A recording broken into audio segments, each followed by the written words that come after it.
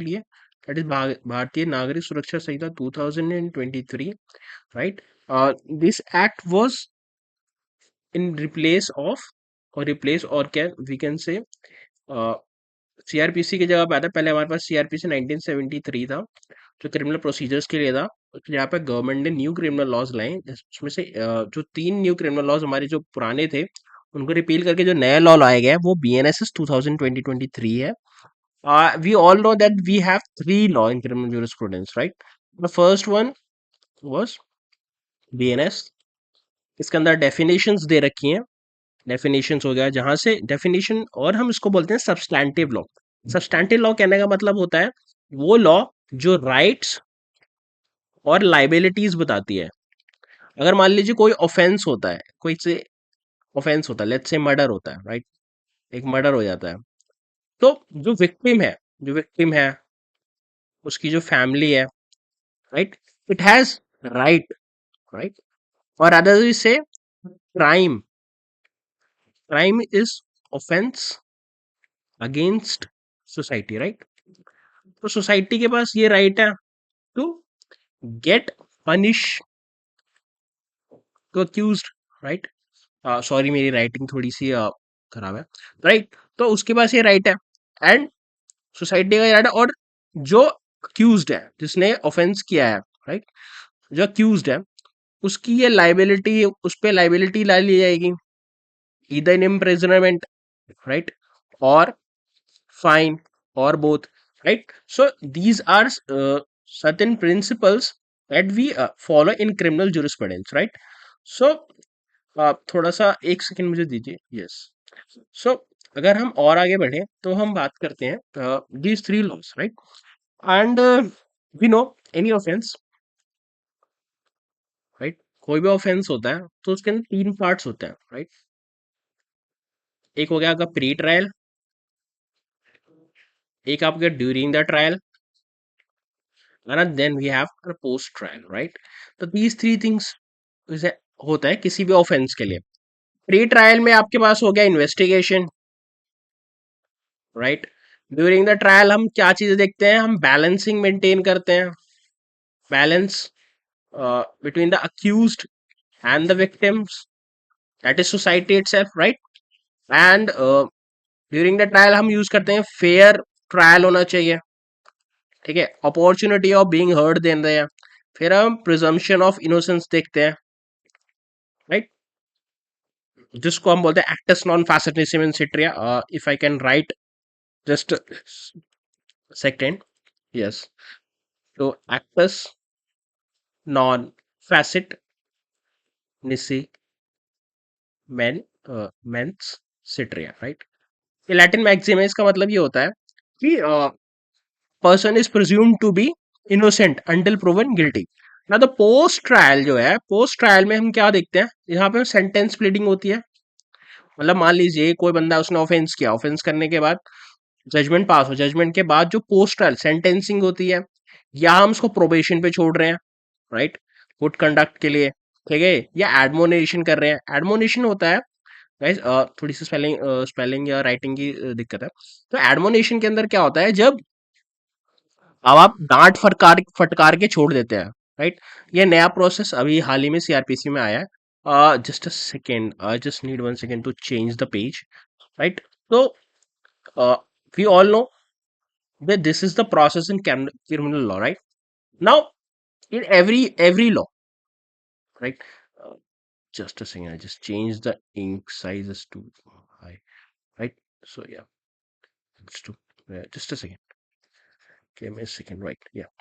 So every law, चाहे आपका IPC हो, राइट, पुराना हो गया, और या आप TPA transfer of property act हो गया, ठीक है, आपका सीपीसी हो, या आपका स्पेशल रिलीफ एक्ट हो, ठीक है, कंपनीज एक्ट 2023 हो, sorry 2013, sorry 2013, right. So every law has 2 parts, right.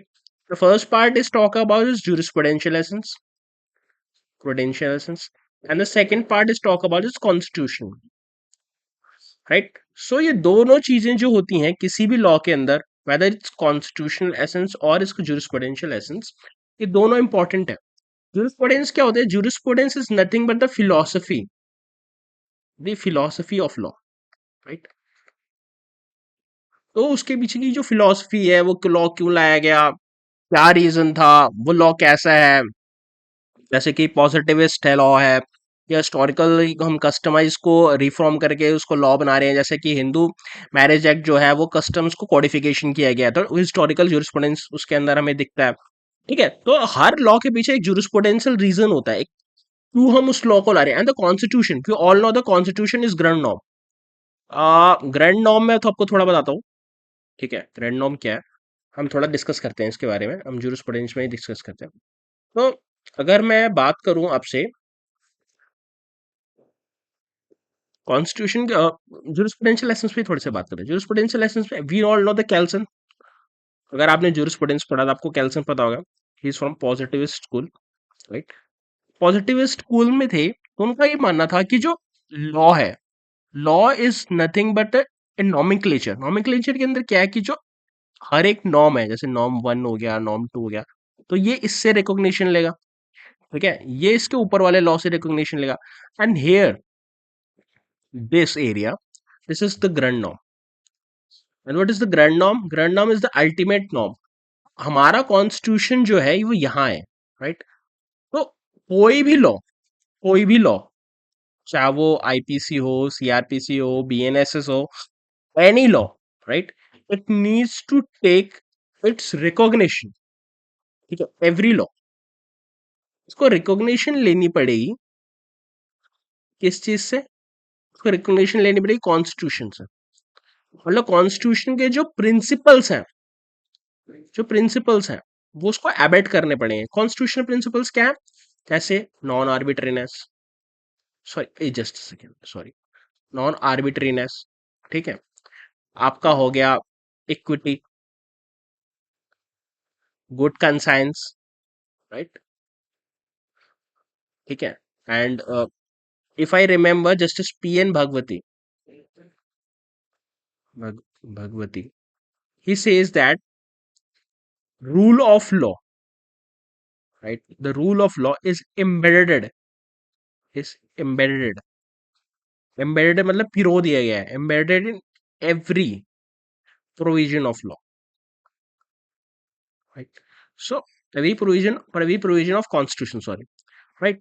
So rule of law में फॉलो करना पड़ेगा। ऐसा नहीं हो सकता कि जो ट्रायल प्रोसेस है या जो सेंटेंसिंग प्लीडिंग्स है वो आप किसी एक पर्सन, लेट से मुकेश अंबानी के लिए तो अलग है, ठीक है, और मिस्टर मुकेश के लिए अलग है। ऐसा नहीं हो सकता, राइट? दोनों जो सिस्टम होंगे वो सेम हो सकते हैं। अब आप कह सकते हैं कि आज की डेट में मतलब प्रैक्टिकली फॉलो इतना नहीं होता, बट जो लॉ का जो पर्पस है, जो ऑब्जेक्टिव है, वो इन दोनों को इक्वल रखता है, चाहे वो ट्रायल प्रोसेस हो या बेल प्रोसेस हो, राइट? तो ये जो पूरा प्रोसेस है ये सेम रहना चाहिए। ये इसका जूरिस्प्रूडेंशियल एसेंस है। अगर हम जूरिस्प्रूडेंशियल एसेंस पे थोड़ा सा और आगे बढ़े तो there is called the, let's say, there is, this is the society, right? This is, let's say, society है, राइट? यहाँ पे लोग रहते हैं, this is, right, every society जहाँ आप रहते हैं, जहाँ हर कोई रहता है। Now let's say this man, this mister M, he committed a murder, right? ये मर्डर कर देता है। लेट्स से इन भाई साहब का, जस्ट चेंज कलर, राइट? तो इन भाई साहब का लेट्स से मर्डर हो जाता है, राइट? तो अब अब इनका तो मर्डर हो गया। तो नाउ जो ये पूरी सोसाइटी है, इसमें डर होगा, फियर, राइट? और आशुतोष की भावना डेवलप होगी, लोग घरों से निकलने से तो, और स्टेट का एक ऑब्जेक्टिव जो होता है, स्टेट पॉलिटिकल साइंस वाला स्टेट, उसका ऑब्जेक्टिव है सिक्योरिटी प्रोवाइड करना, राइट? तो वो डिफीट हो रहा है। तो यहाँ पे जो सोसाइटी है, ठीक है, उसका मोटिव है कि जो अक्यूज्ड है मिस्टर एम, उसको सजाओ। लेट्स से मिस्टर एम ये अक्यूज्ड है, राइट? तो इसने जो मर्डर किया है mister, let's say mister Y का, इसको इसकी वजह से सोसाइटी है जो वो चाहती, क्योंकि इन क्रिमिनल लॉ, ठीक है, हम ये मानते हैं कि every offence is against society. तो now society has right to prosecute, right, to punish, right. लेकिन यहाँ पे जो सोसाइटी का इंटरेस्ट है वो क्या है? To punish, to prosecute. भाई at the same fashion, at the same time, mister M जो है, उन जो अक्यूज्ड है, उसको कुछ कॉन्स्टिट्यूशनल राइट्स मिले हुए हैं, राइट, ठीक है, कि फेयर ट्रायल होना चाहिए उसका, राइट, नॉन आर्बिट्रेरीनेस नहीं होनी चाहिए, ठीक है, अपॉर्चुनिटी ऑफ बीइंग हर्ड मिलना चाहिए उसे, ठीक है, प्रिजम्पशन जो हम डेवलप करते हैं, आपको पता होगा लैटिन मैक्सिम एक्टस नॉन फैसिट निसी वेंस सिट्रिया, राइट। इसका मतलब होता है a person is presumed to be innocent until proven guilty. तो ये एक प्रिजम्पशन भी है, राइट। तो इस इन दोनों जो सोसाइटीज हैं, आई एम सॉरी, इन दोनों जो जो दोनों पर्सन है, mister A and the society, both have interest, certain interest, and now there is a clash between them, right? Clash. It has own interest, and the society have its own interest, right? तो क्योंकि mister A को अगर सजा दें तो उसको arrest करना पड़ेगा, ठीक है, ट्रायल होगा, सब कुछ होगा, ठीक है। सो अब इन दोनों का इंटरेस्ट क्लैश कर रहा है, तो मैं यहाँ पे आपको एक और जूरिस्प्रूडेंस जूरिस्ट का नाम बताता हूँ, रॉस्को पॉन्ट। शायद आपने पढ़ा होगा, ये सोशियोलॉजिकल जो स्कूल ऑफ जूरिस्प्रूडेंस से आते हैं, राइट। इनका मानना था लॉ का जो अल्टीमेट पर्पज है, जो अल्टीमेट पर्पज है लॉ का, वो क्या है? बैलेंसिंग ऑफ इंटरेस्ट, ठीक है। तो ये जो इंटरेस्ट है इंडिविजुअल का और जो ये इंटरेस्ट है सोसाइटी, इन दोनों को बैलेंस करना है, ताकि इसके भी राइट्स प्रोटेक्टेड रहे, इसके भी राइट प्रोटेक्टेड रहे, और अल्टीमेट हम क्या ला सकें? Justice. That is the aim of law, that is said by Salmond, right. Salmond belong from positive school of law. This is the balancing of interest. The ultimate aim of the of or any law, or rather, we are talking about BNSS, is the justice. How we will attain justice? By balancing the interest of both the parties, right? So at the same time, I want to जो जो process है trial का वो fair होना चाहिए। हमने सबने पढ़ा है मेनका गांधी के बारे में, Maneka Gandhi case, Maneka Gandhi versus Union of India, right. This case was 1976, if I'm not wrong. नहीं, sorry, 1978, right? सुप्रीम कोर्ट, इसमें एक आ गया था कि जो लाइफ है एंड जो लिबर्टी है, उसको आप कर्टेल अगर कर रहे हैं, ठीक है, मतलब उसको आप छीन रहे हैं, तो वो जो लॉ जिसके थ्रू आप छीन रहे हैं वो क्या होना चाहिए? वो जस्ट होना चाहिए, वो फेयर होना चाहिए, वो रीजनेबल होना चाहिए। That is due process of law, the due process of law, ठीक है। एंड वी ऑल्सो दैट जब हम बात कर रहे हैं द ग्रैंड की और द कैल्सन की, तो सर्टेन फंडामेंटल्स जो हम बात कर रहे हैं, तो जो फंडामेंटल्स हैं कॉन्स्टिट्यूशन के, that need to be protected at any cost, it was said in Kesavananda Bharati case, right. मैंने यहाँ पे लिख दिया, मैं जज ये लिख देता हूँ, 1973 सुप्रीम कोर्ट, आप लिख लीजिएगा, ठीक है सर। दूसरा जो केस हुआ था वो हुआ था आरसी कूपर का, जो इससे पहले आया था, सॉरी, ठीक है। तो RC Cooper versus Union of India का जो जजमेंट था, it was 1973 Supreme Court. And the third was Madhav Rao Scindia, तो Madhav Rao Scindia, Scindia, right, versus Union of India. This was 1975 judgment, Supreme Court. In all these judgments, what Supreme Court laid down the certain principles that need to be abided by the Constitution. Uh, that Constitution that need to be abided. That are the basic structure that need to. So these basic structure need to protected by the every law. So if any law which violates the fundamental rights or the constitutional principles, if the fundamental rights को करेगा तो सीधा सीधा article 13 के through void हो जाएगा. ठीक है. डॉक्ट्राइन ऑफ रिपेगेंसी है, डॉक्ट्राइन ऑफ रिपेगेंसी लगती है नहीं लगती, मतलब अगर वो लॉ को हम बचा सकते हैं, उसका थोड़ा सा हिस्सा वायलेट कर रहा है, बाकी हिस्सा ठीक है, तो उस लॉ को उतने हिस्से को हटा के काट के अलग कर देंगे, मतलब उसको वर्ड डिक्लेयर कर दें, बाकी को बचा दें. ठीक है. अगर नहीं तो बाकी वर्ड हो जाएगा. या कॉन्स्टिट्यूशन को इन्फ्रिंज कर रहा है, कॉन्स्टिट्यूशन के प्रिंसिपल्स को इन्फ्रिंज कर रहा है, तो वो लॉ वॉइड है. ठीक है. सो ये चीज जो है this then coming to the CR BNSS और the CrPC that was earlier. So every law, so now BNSS was doing was it was balancing the interest, balancing the societal and the individual interest. The individual interest was here was accused. Sorry, मेरी pen थोड़ा सा सही से नहीं चल रही. Right? तो ये इसका एसेंस है. Now we will say that what this BNSS is different from CRPC, right? So जो CRPC थी, जो पहले थी, that has some British or we say the colonial instant थी, right? बट बीएनएसएस है वो हम वो बेस्ड है धर्मा पे. ठीक है. ये आप अपने एग्जाम में लिखेंगे, मेंस में तो आपको वेटेज मिलेगा. तो धर्मा पे बेस्ड है. धर्मा का अल्टीमेट एम धर्मा का भी क्या है? जस्ट. ठीक है. हम अभी स्पिरिचुअलिटी पे फोकस नहीं कर रहे. Right now we are more focusing on the jurisprudential essence, right? So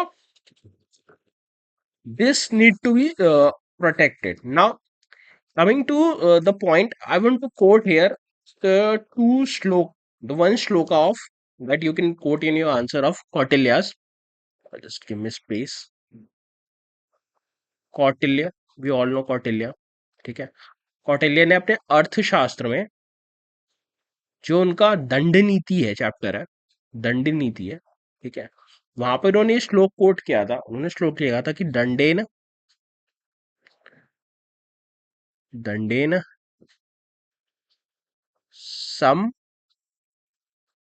समात्ने, I just right it, सर्व मेषम ना युक्त, राइट, यथो यथे सॉरी यथे पाप ने. ठीक है. यदि पापेन पापेन सॉरी पापेन, हाँ मुझे भी थोड़ा सा देख के ही पढ़ना पड़ रहा है. तथ दंडेन. ठीक है. इस श्लोक का जो मतलब है वो ये है कि तो पनिशमेंट है वो सबके लिए अप्रोप्रिएट होनी चाहिए. ये नहीं होना चाहिए कि किसी के लिए ज्यादा है, किसी के लिए कम है.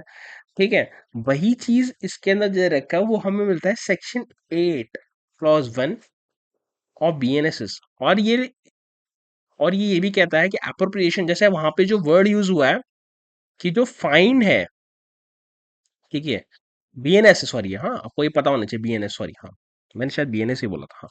तो ये फाइन है वो अप्रोप्रिएट होनी चाहिए. अप्रोप्रिएट मतलब वहां पे जो है जो पावर है फाइन देने की वो अल्टीमेट दे रखी है. लेकिन ऑफेंसेस के अंदर, राइट, कुछ ऑफेंसेस के अंदर तो वो जो अल्टीमेट है वो नीड टू बी कन्फाइंड होना चाहिए, एक्सेसिव नहीं होनी चाहिए, राइट. तो इस श्लोक का मतलब है कि अगर मान लो कोई बहुत रिच पर्सन है, ठीक है, आपने उसको वो फाइन दे दिया जो फाइन एक गरीब आदमी पे लगता है. जैसे मुकेश अंबानी पे आपने 1 लाख रुपए का फाइन लगा दिया तो उससे कोई फर्क तो पड़ेगा नहीं उसे, राइट.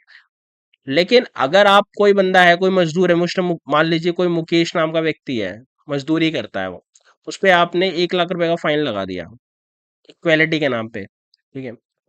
तो यहाँ पे आपने क्या है, न्याय जो है ये आपका डिफीट हो गया, राइट. तो इस यहाँ पे जो कहता है जो दंड है वो शक्ति के आधार पर वो व्यक्ति पे ध्यान दे के इसलिए हमारे लॉज के अंदर सेंटेंस प्लीडिंग होती है आफ्टर द ट्रायल. अब इससे हम आगे बढ़े उससे पहले मैं आपको थोड़ा सा प्रोसेस बताना चाहता हूँ कि हमारे यहाँ या हमारे क्रिमिनल जुरिस्प्रूडेंस के अंदर ट्रायल या फिर कैसे हम what we say that how the motion of criminal law को हम जो मोशन है उसको मोशन में कैसे आते हैं क्रिमिनल लॉ को उसके बारे में बात करते हैं। तो मान लीजिए कोई भी ऑफेंस होता है, कोई भी ऑफेंस हुआ है, तो तीन तरीके हैं जिससे आप मोशन में लाएंगे लॉ को। या तो आप एफआईआर कराएंगे, राइट। अगर मान लीजिए एफआईआर नहीं होती है, ठीक है, तो आप कंप्लेंट फाइल करेंगे मैजिस्ट्रेट के पास, ठीक है। और या मैजिस्ट्रेट आपकी इंफॉर्मेशन पे या खुद ही सुओ मोटो और सुओ मोटो कॉग्निजेंस ले, तो ये तीन प्रोसेस है जिससे आप जो लॉ को मोशन में लेके आएंगे, राइट। अब हम बात करते हैं कि शुरू कैसे होता है कोई भी ट्रायल या कोई भी ऑफेंस कैसे शुरू होता है। तो मान लीजिए एक एफआईआर हुई, थोड़ी देर में, एफआईआर हुई। एफआईआर होने के बाद यहाँ पे एक जो एफआईआर हुई, यहाँ पे यहाँ पे ऑकरेंस रिपोर्ट जाएगी, ऑकरेंस रिपोर्ट जाएगी, ठीक है। ऑकरेंस रिपोर्ट जाएगी, ऑकरेंस रिपोर्ट जाने के बाद अगर कॉग्निजेंस ऑफेंस है, उसके बाद पुलिस जो है इन्वेस्टिगेशन करेगी। ऑकरेंस रिपोर्ट मैजिस्ट्रेट को जाती है, ये आपको पता होना चाहिए, राइट। उसके बाद पुलिस जो है इन्वेस्टिगेशन करेगी, ठीक है। थर्ड स्टेज में इन्वेस्टिगेशन होगी, इन्वेस्टिगेशन के बाद यहाँ पे क्या होगी, पुलिस रिपोर्ट फाइल होगी। पुलिस रिपोर्ट दो हो सकती है, या तो पुलिस रिपोर्ट में क्लोजर हो जाए कि भाई साहब कोई ऑफेंस हुआ ही नहीं, राइट। या यहाँ पे चार्जशीट जिसे बोलते हैं, वो फाइल हो जाए। चार्जशीट दोनों ही है वैसे, हाँ। अब ये जो दोनों चीजें हैं ये फाइल होती है मैजिस्ट्रेट के सामने, ठीक है। अब जो क्लोजर रिपोर्ट है, यहाँ पे अगर मान लीजिए क्लोजर रिपोर्ट फाइल करी गई, ये क्लोजर रिपोर्ट फाइल करी गई मैजिस्ट्रेट के सामने, इसको थर्ड मान लेते हैं और इसको 3A मान लेते हैं, ठीक है। मैजिस्ट्रेट के सामने आपने कॉग्निजेंस के लिए फाइल करी। अब मैजिस्ट्रेट क्या कर सकता है, यहाँ पे जो कंप्लेनेंट है, जो भी कंप्लेनेंट है, वो प्रोटेस्ट पटिशन फाइल कर सकता है। आरुषि मर्डर केस में यही हुआ था। यहाँ पे जो है, यहाँ पे आरुषि तलवार के जो पिताजी थे, उन दोनों ने हम प्रोटेस्ट पटिशन फाइल करी थी। फिर प्रोटेस्ट पटिशन फाइल की थी तो मैजिस्ट्रेट को लगा था कि जो क्राइम है, जो मर्डर है, ये उन्होंने किया है, तो उसने उन्हीं के खिलाफ ही कॉग्निजेंस ले लिया था, ठीक है। और या प्रोटेस्ट पटिशन सुनेगा, protest petition opportunity of being heard देगा कंप्लेनेंट को, उसके बेस पे अगर कॉग्निजेंस लेना होगा तो लेगा, नहीं तो फिर आप सेकंड ऑप्शन जा सकते हैं, जैसे कि आप कंप्लेंट फाइल कर सकते हैं section 200 of CrPC, right. BNSS के सेक्शंस भी आपको बताऊंगा, ठीक है, और सेक्शंस आप कंपेरेटिव टेबल से भी देख सकते हैं। Now the second thing was, यहाँ पे कंप्लेंट पिटीशन फाइल होती है, या मैजिस्ट्रेट रिजेक्ट कर देता है क्लोजर स्टेटमेंट को और कॉग्निजेंस ले लेता है कि वो मैं तो कॉग्निजेंस लूंगा। या जब चार्जशीट फाइल होती है, मान लीजिए चार्जशीट फाइल होगी, दिस इज 3B। तो 3B जब चार्जशीट फाइल होगी मैजिस्ट्रेट के पास, राइट, तो नाउ यहाँ से जो प्रोसेस है वो ये ऐसा है कि मैजिस्ट्रेट अब इस पे कॉग्निजेंस लेगा, राइट। अब यहाँ पे मैजिस्ट्रेट जो है वो कॉग्निजेंस लेगा। तो मैजिस्ट्रेट ने कॉग्निजेंस ले लिया, कॉग्निजेंस लेने के बाद वो इशू ऑफ प्रोसेस करेगा। अब इशू ऑफ प्रोसेस में वो क्या करेगा, अक्यूज को प्रेजेंस, अक्यूज की प्रेजेंस। अब अक्यूज की प्रेजेंस के लिए वो या तो समन इशू करेगा, राइट। अगर मान लीजिए छोटा मोटा ऑफेंस है तो समन इशू करेगा, या वारंट इशू करेगा अगर वो भाग गया है, ठीक है, ऑफेंडर हो गया है, ठीक है। और अगर वो जेल में है, अगर वो जेल में है तो वो क्या करेगा, यहाँ पे प्रोडक्शन वारंट इशू करेगा, right. This is the production warrant. अब यहाँ पे जेल अथॉरिटीज उस एक पुलिस ऑफिसर को हैंड ओवर करिए, देन पुलिस ऑफिसर अक्यूज को है, तो यहाँ पे क्या होगा, यहाँ पे प्रेजेंस होगी, प्रेजेंस होगी अक्यूज की। Now after the presence what magistrate will do, magistrate give documents जो भी उनके पास है उस एक्यूज के खिलाफ एलिगेशंस जो हैं वो बताए जाएंगे, जो एविडेंसेस है वो बताए जाएंगे, ताकि वो अपना डिफेंस प्रिपेयर कर सके, right? Now after this, after the issue of process, the magistrate frame charges. यहाँ पे चार्ज फ्रेमिंग होगी। Now this charge framing stage either he discharge after listening the accuse, या तो इसको डिस्चार्ज कर देगा, नहीं तो चार्ज फ्रेमिंग हो जाएगी। चार्ज फ्रेमिंग स्टेज के बाद आपका जो होगा, यहाँ पे आपका ट्रायल शुरू हो जाएगा। मतलब ट्रायल में जो ओपनिंग होती है वो प्रोसिक्यूशन देता है, right? And once the prosecution establish the offense, right? Now the defense need to rebut it. Legally हम इसको बोलते हैं rebut. Now this will rebut it, right? अब आप यहाँ पे rebut करेंगे। अगर आप rebut कर ले गए तो ठीक है। एक बार यहाँ पे बियॉन्ड रीजनेबल डाउट प्रूफ कर दिया तो आपको रिबर्ट करने का चांस होता है। अगर आपने रिबर्ट कर दिया, रिबर्ट करने में आप क्या करते हैं, आप एक बेनिफिट ऑफ डाउट क्रिएट करते हैं। मान लीजिए ये एक सफेद कपड़ा है, ये ठीक है, इस पे अगर आपने डाउट क्रिएट कर दिया, ठीक है, ये हम अपने एविडेंस के लेक्चर्स में करेंगे। यहाँ पे अगर आपने डाउट क्रिएट कर दिया तो आपको बेनिफिट ऑफ डाउट मिल सकता है, जिसकी बेसिस पे अक्यूज छूट जाएगा, ठीक है। क्योंकि हम जो प्रिंसिपल फॉलो करते हैं बियॉन्ड रीजनेबल डाउट, वो बेस्ड होता है, ठीक है। एक जुडाइज्म के फाउंडर, रिलीजियस फाउंडर है, वहां से हमने ये प्रिंसिपल लिया है। एंड दिस प्रिंसिपल नॉट, मतलब जो ब्रिटिश लॉज है, यानी कि जो हमारे कॉमन लॉज है उसके अंदर तो वहां से आया है। हमारे इंडियन जूरिस्प्रूडेंस के अंदर ये बहुत पहले से था, राइट? सो यहाँ पे ट्रायल होगा। लेट्स से ट्रायल के बाद कन्विक्ट हो जाता है।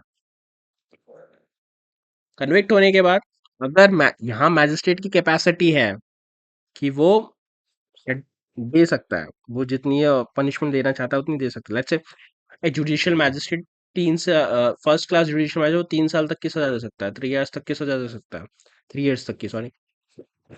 अब ड्यू टू सर्टन रीजंस, मान लीजिए कोई ऑफेंस है उसमें 4 साल की सजा देनी है, मैं आगे बहुत आराम से डिस्कस करूंगा लेटर ऑन, ठीक है। Capacity of get trial, capacity of cognizance, capacity of punishment, ये तीनों आराम से आगे डिस्कस करेंगे। सो अगर मान लीजिए 3 साल तक की सजा वो दे सकता है और वो 4 साल देना चाहता है, 4 इयर्स, तो वो जजमेंट देने से पहले यहीं पे क्या कर देगा, सबमिशन कर देगा, ठीक है। जुडिशियल मैजिस्ट्रेट सबमिशन कर देगा, जैसे चीफ जुडिशियल मैजिस्ट्रेट। ये होता है आपका section 362, right? And 232, if I'm not wrong in BNSS, right? Right? Just cross check it. सो यहाँ पे अगर वो कन्विक्ट कर देगा तो उसके बाद यहाँ पे सेंटेंसिंग हो जाएगी, सेंटेंस हियरिंग शुरू हो जाएगी, एंड यहाँ पे फिर पनिशमेंट हो जाएगा। अब वो पनिशमेंट के ऊपर है, वो पनिशमेंट क्या देना चाहता है। अगर वो प्रोबेशन पे छोड़ना चाहता है तो प्रोबेशन पे छोड़ देगा, ठीक है। एडमोनेशन देना चाहता है, एडमोनेशन, एडमोनेशन में क्या होता है, वो डांट फटकार के छोड़ देते हैं। या फाइन लगा सकता है तो फाइन लगा सकता है, या पनिश इम्प्रेजनमेंट देना चाहता है, इम्प्रेजनमेंट दे सकता है।